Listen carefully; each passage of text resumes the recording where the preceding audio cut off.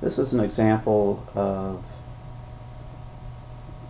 consuming an SAP web service using JBoss, and we will generate client stubs to actually execute the SAP Services Registry based web service. So the first thing we need is an instance of JBoss Tools 3.3, and that needs to be installed without eGet and OpenShift tooling for reasons I'll address with the next bullet point. SAP Services Registry Search Eclipse plugin is going to be used to actually search the SAP Services Registry based on ES Workplace, and we will retrieve the WSDL from there. But there is an issue, a conflict with eGet and the SAP Services Registry plugin currently. It's a known issue. So we can't install eGet with JBoss Tools, and OpenShift tooling and JBoss Tools has a dependency on eGet, so we cannot install those tools either. If you already have the WSDL, or if you want to use a different Eclipse instance to use the SAP Services Registry search plugin, you could do that, and that way you could use the full-blown JBoss Tools or JBDS 5.0. And finally, the fourth bullet is the GitHub location of the SAP Services Registry Eclipse plugin. So that source code is available. So now I'll go ahead and step into the demonstration. First thing we want to do is create a new project, in this case a dynamic web project, and we'll call it SAP RH Bank. And I've got a JBoss 7.1 runtime installed with this version of JBT, JBoss Tools. So I'm pointing to that runtime, and then I'll leave everything else default on that page, and hit next, next again, and then I'll go ahead and click finish and have my dynamic web project created. So we want to make sure that the project is configured with the right facets. We need the JBoss Web Services core facet, and as for further configuration, and I'm going to use the one supplied by the server, this AS7 instance, and click OK, and OK. Okay, so now I'm ready to go out and find my WSDL.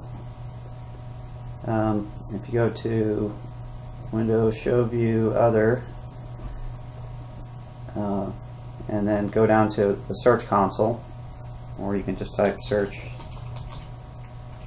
here, and you'll see the Search Console.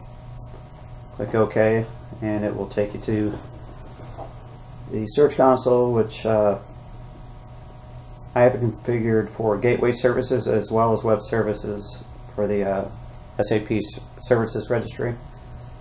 And then I'll go ahead and manage destinations and let you see that I am pointing to the SAP Services Registry on ES Workplace. Click OK. And now I want to search for a service that I want to import, and the one I want to import is Customer ERP Bank, and I'll just wildcard that, and I'll click search, and it went out and found all the services deployed to that services registry, beginning with Customer ERP Bank, and I want the first one. And I'll go ahead and select the HTTP version of that. So I right click on that binding, and I will click Create Endpoint WSDL, and I want to save this into my recently generated project, which is SAP RH Bank. And there you see it's downloading the whistle from the Services Registry into my dynamic web project. So we see there were two whistles created here. One importing another whistle. So this is the primary whistle and this is the whistle getting imported into the primary whistle. And from here I can right click on the primary whistle and go down to Web Services and generate client. So this will be a Java proxy. The runtime is JBoss WS, so JBoss Web Services, which is correct. Server runtime is my AS71 instance. I'll just take the default setting over here for deploy client and click next. So now it's asking for a project name. I'll just go ahead and give it org sap.rh .bank. And then you see the JaxWS specification. There's actually an issue with this. This value is not getting passed down to the underlying WSDL to Java command for CXF. So that has been addressed and will be corrected in an upcoming release. But for now it's going to cause some compilation problems, and I will show you those when we get to that point. So we can just go ahead and click finish at this point.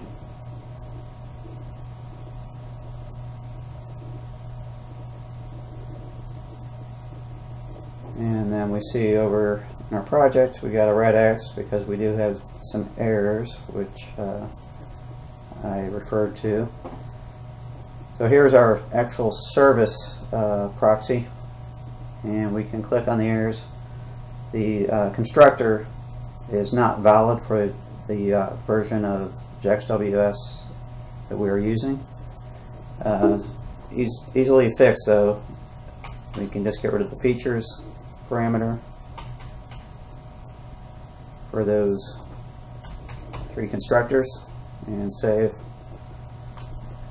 and we're good. And then also our generated code is not handling exceptions correctly, so we can just surround that with a try catch and surround that with a try catch.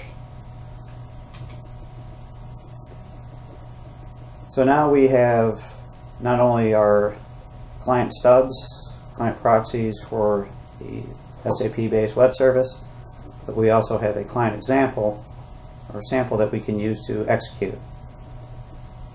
And if you'll notice in the comments, the null parameter value that's passed into the service should actually have something in it. So you'll need to take the generated stubs and actually source those with some values to get that executed. So that's an example of importing a WSDL from a SAP Services Registry on ES Workplace and generating JaxWS client stubs using JBoss Tools. Thank you.